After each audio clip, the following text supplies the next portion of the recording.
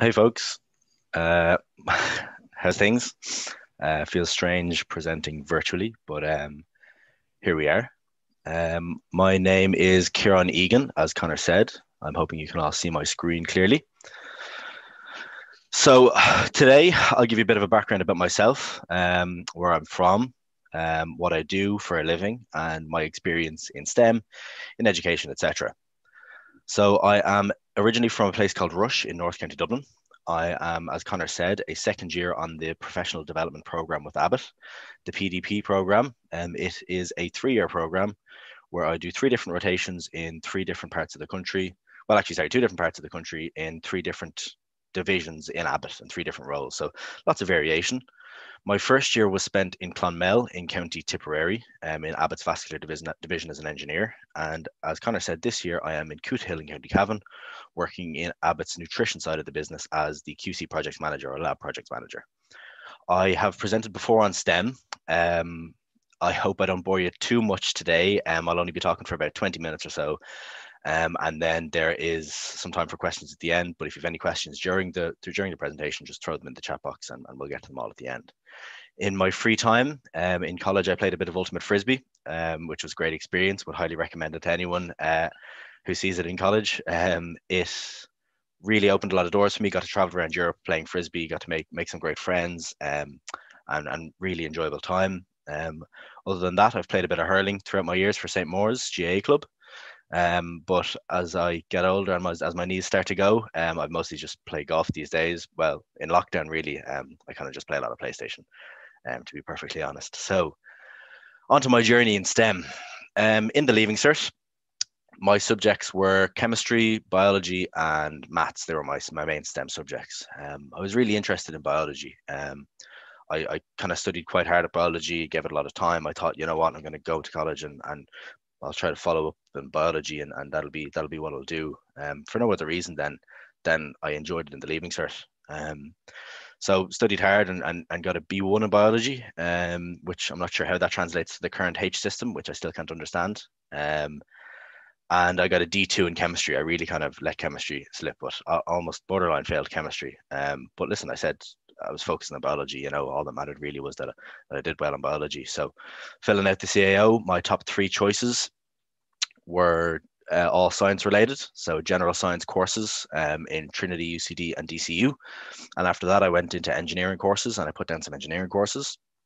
And then I had some English courses then as well as my bottom few on my CAO. But I ended up getting my third choice, which was general science in DCU.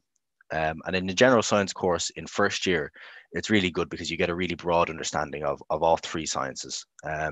So I got to do chemistry, biology, physics, and then some maths as well. It was really interesting first year getting that eye-opening experience for all 3 of the sciences. And I found in first year that I really actually didn't like biology, considering I spent so much time on it in the Leaving Cert. I didn't really like it all that much.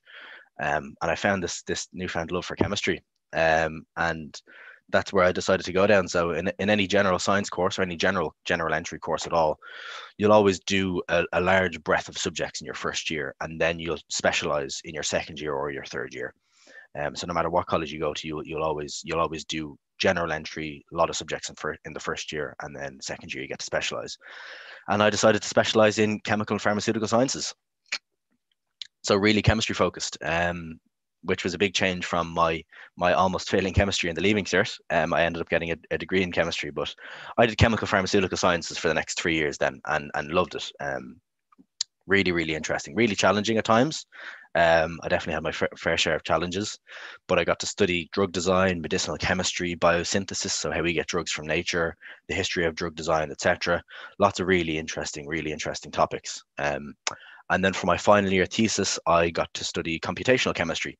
So computational chemistry is when we use quantum mechanics to predict how chemicals are going to interact with each other. And specifically for me, it was how quantum mechanics can predict the structure and stability of solvates. So when you get a tablet, whether it's a paracetamol or whatever, it's a drug in its crystallized form. It's an active ingredient in its crystallized form, and it has lots of other additives and stuff in it. But to get that active ingredient, we generally go through a manufacturing process to create that active ingredient. And a lot of the time, the manufacturing process can include what are called solvents, and they're things that we use to basically melt things in. Water is a solvent. If you put sugar in hot water, the water will make the sugar disappear, and it's acted as a solvent.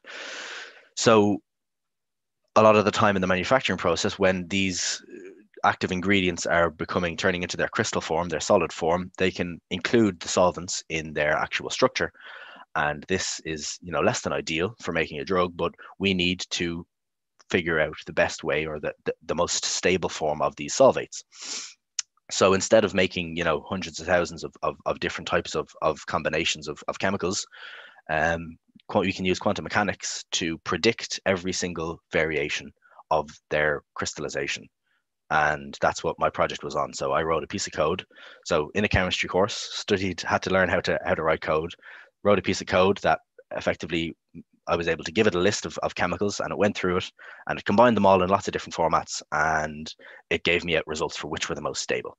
So that was my final year thesis, a really interesting project. And I got a bit technical there, so apologies, but it was a really interesting project, really interesting to work on. And I think it was my 12th or 13th choice for project. So definitely not what I had originally intended to do, but really, really glad of the opportunity to work on it. So when I left college, I got a job with Abbott in the professional development program. So it's a 3-year program, 3 different rotations in 3 different locations and jobs. So lots of variation. In my first year, I was in the vascular side of the business. So in Abbott Clonmel, it's Abbott Vascular in Clonmel, I was a project engineer working in the vessel closure department. So if someone gets a stent, which I'm not sure if anyone listening knows someone who has gotten a stent. A stent is effectively a small little metal cage that helps open up your blood vessels. That little metal cage is inserted all the way up from your veins, usually your femoral artery in your leg, or a vein in your arm, and it travels all the way up to your heart on a little wire, and gets put to where it needs to be, and then expanded by a little balloon, and then your cage is where it needs to be. It opens up your blood vessels, and your blood can flow correctly. When you take that wire out, you leave a little hole in a fairly important artery, especially if it's your femoral artery in your leg.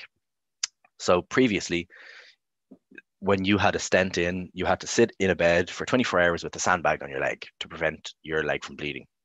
Or a nurse would have to come and they'd have to physically hold your leg to stop it bleeding. This was obviously, not ideal. It's not exactly the most efficient way to do things. So some very clever individual made a device that can actually insert a suture or a little stitch exactly onto the vein.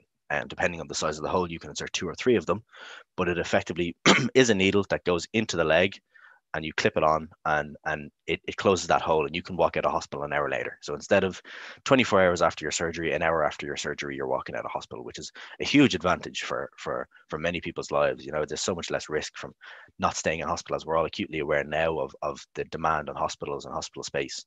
It's a huge benefit for hospitals not to have people there for 24 hours when they don't need to be there. So now they can just be there for an hour and they can walk out afterwards. Was a really, really, really interesting year. So my role there was a project engineer working on equipment projects and EHS projects. So a far cry from chemistry again. Not exactly. I used zero knowledge of my degree in my role in Abbott and Clonmel, which was really interesting learning experience to have to just start from scratch again.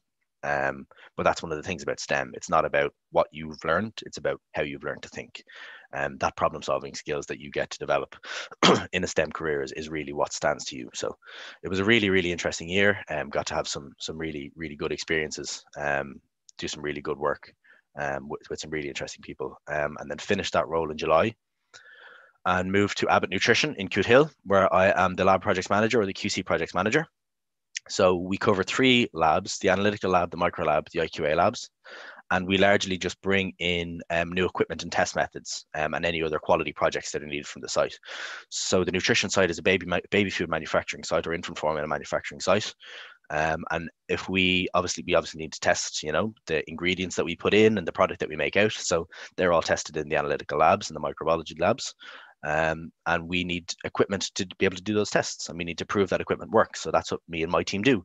We bring in equipment, we prove it works, we show it works by running experiments on it, and then we have full confidence that that machine will work and will give us correct and accurate results, and we can then release product safely to the market.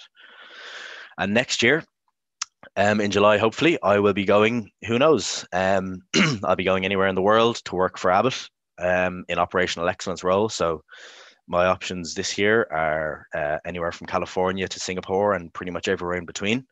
I'll be working in an OpEx role, as I said. So operational excellence is, how do we make our process more efficient? How do we make our processes more efficient? How do we produce more? How do we produce more for less? And that's what really OpEx does. So I'll be anywhere in the world doing that, which is a really great experience at 24 years of age to be supervising a team, but also, looking out to the world and saying, where will I work next is a really, really great experience to have.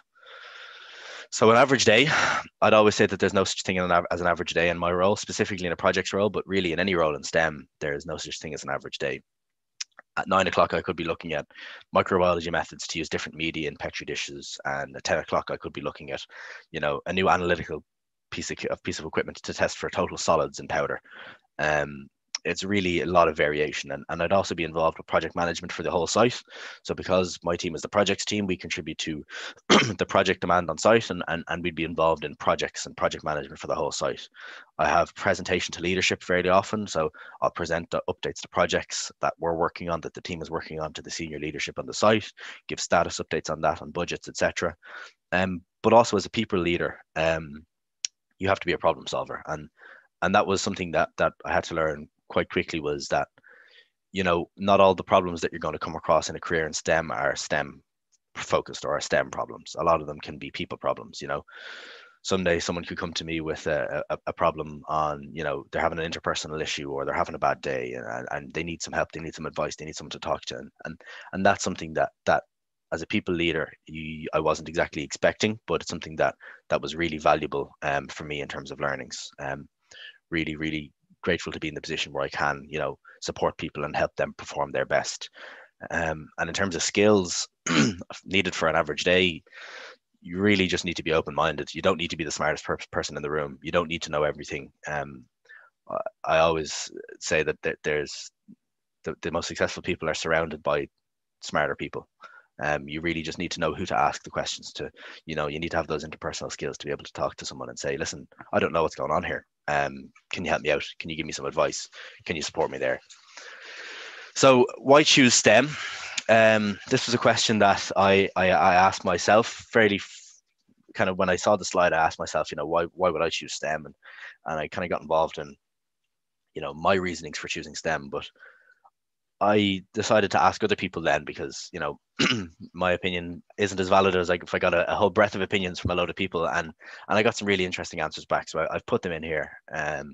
Natalia Banasic, the microbiologist for the site in Coote Hill, said it's curiosity for her. It's she's always wondered how things work. So STEM was a chance to explore that and to work in that, and to use that curiosity.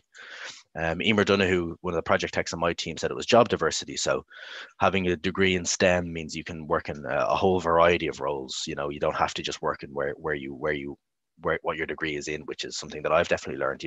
Having a degree in chemistry and working as an engineer last year and a project manager this year, it's a huge breadth of jobs that you can actually do. Carol Hooley, the engineering manager in Clonmel, said it was getting hands-on with real-life problems using creativity, innovation, and logic. So really being able to get into the nitty-gritty and working with not just your STEM skills, but your creativity skills. So, being able to think outside the box but also use logic as well at the same time to solve problems. And then Tom Brett, one of the analysts in Coote Hill, said you can't trust your eyes, but you can trust the science, which I really like. Science will always give you facts and figures. It'll always give you the correct answer. So while something might not look as it seems, science will always tell you whether or not it is. And then Darren Gaffney, the site director, gave me a really good piece of advice. And he said that STEM is all around us. And he gave me a piece or spoke to me about the impact of STEM, I suppose, on everything we do. Whether it's the farmer in a field who's figuring out the most effective way to till his field, and using drones to increase crop yield, to the automated machinery that he uses to harvest that yield, to the secondary producer, so the manufacturer taking that yield that the farmer has produced most efficiently, and then figuring out the most efficient ways to turn that into a product in not just efficient ways but safe and high quality ways, to the transport company who are, you know, warehousing this product that the secondary producer has made. So the temperature controlled trucks, temperature monitoring on those trucks, to the temperature controlled warehouse, and the software that uses FIFO, you know, first in, first out, to make sure that no product is getting wasted in the warehouse, to getting it to the supermarket and to the shop, and to tracking in the shop of, you know, what sells well to who. So your loyalty card in the shop is just a track of what you're buying, what you're selling, what can they sell you, you know, what type of person buys what type of product. There's software there that analyzes that, and that's all STEM. So the next time you go to buy a box of cereal or whatever it is, there's a whole plethora of people in STEM in the background there that are working to give you that product. And STEM for me, I think it is just to the core of that. It's a chance to make a difference. It's a chance to use my skills that I've developed over time, and use my efforts to make a difference. When I was in first year or second year in college, I kind of said to myself that, you know what, if I can improve one person's life throughout my work, throughout my life, then that's a fulfilled career for me. A year in Clonmel, I contributed to the production of more than 700,000 life-changing medical devices. So it's definitely an opportunity for me anyway, was to have a fulfilled career and to really, really use the skills that I've learned to improve people's lives. And then on top of that, there's a huge amount of information about, you know, the like jobs available to you with a career in STEM. STEM isn't about what you've learned; it's about how you learn to think. You know, when I was at careers fairs in final year, it wasn't really about it wasn't like it wasn't just science companies or pharmaceutical companies hiring scientists. There were financial companies hiring scientists. I know my dad worked in a company that uh, hired someone. He was in finance for years, and one of his colleagues did the same degree as me in college. You know, that it's not, you don't have to do what you've studied in college if you do STEM. STEM is really an opportunity to do, as Emer said, it's job diversity. You can do whatever you like. You can really, really, it opens a lot of doors for you, and that's something that I'd always say is keep your doors open, keep your options open. You're at an early stage in your life, in your career now. Um, don't close doors in anything. Like, as I found, I thought chemistry was, you know, terrible, boring, horrible, and then I found out, you know what, actually I really enjoyed it. So definitely keep your doors open, keep your options open. And a career in an education in STEM doesn't mean a career in STEM, but a career in STEM is something that for me anyway is very fulfilling, and really allows me to be proud of my work. So thank you for listening. That's all I have today. If you have any questions, let me know.